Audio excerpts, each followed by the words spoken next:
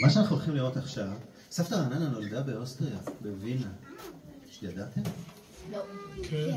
והיא עלתה לארץ רק בגיל 12. מי מתחת לגיל 12 שהרינה? אני שנה הבאה. אז כל החגרים, היא הייתה בווינה, היא גדלה שם והיא לא חזרה לשם אף פעם אחר כך. היא הגיעה לארץ בגיל 12 ולא חזרה. וכשענת, כשענת הגיעה מזמן, הייתה בת 12, אז חשבנו שזה זמן טוב לשאול את סבתא רעננה על התקופה שהיא לא סיפרה לנו עליה, על התקופה שהיא הייתה בגיל שלכם.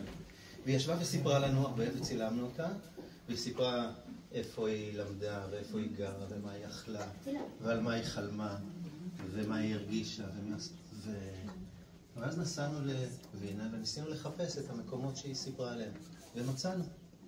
אז עכשיו תראו את הילדות של סבתא רעננה בעיניים שלה. מוכנים? זה 10 דקות.